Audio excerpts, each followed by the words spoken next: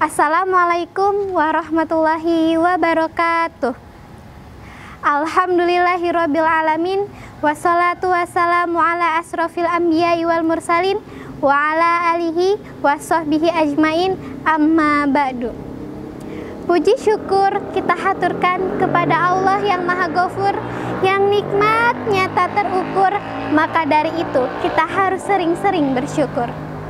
Salawat serta salam tetap tercurah limpahkan kepada Nabi Agung Muhammad Sallallahu Alaihi Wasallam.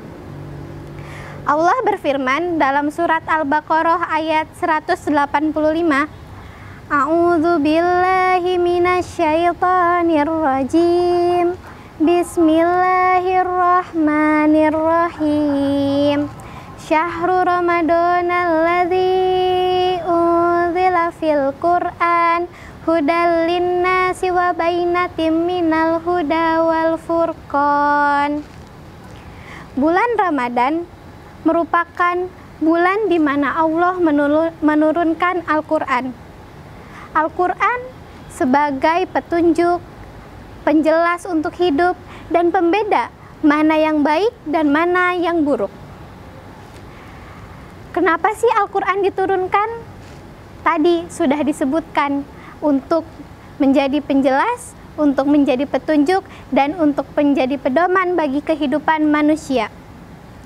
Al-Qur'an itu lebih berharga daripada uang 100 juta, tampang rupawan, rumah gedung, apalagi dunia dan seisinya.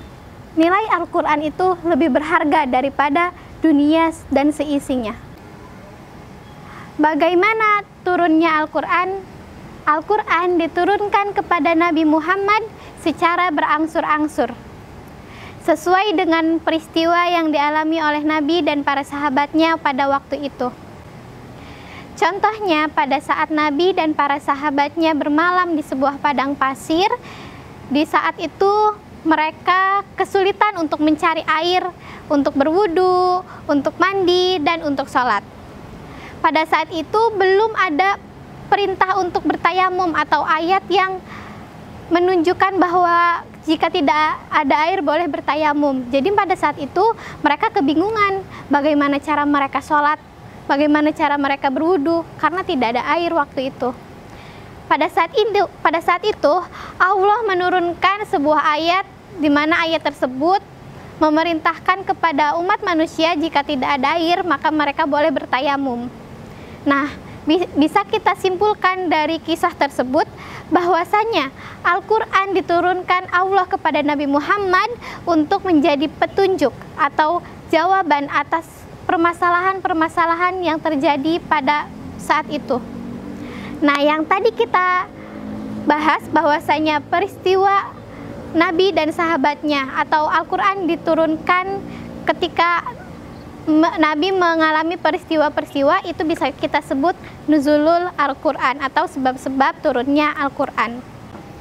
Allah juga berfirman dalam surat Toha ayat 2 dan 3 yang artinya, kami tidak menurunkan Al-Qur'an untuk engkau agar engkau menjadi susah, tetapi kami menurunkan Al-Qur'an untuk engkau sebagai peringatan untuk orang-orang yang bertakwa.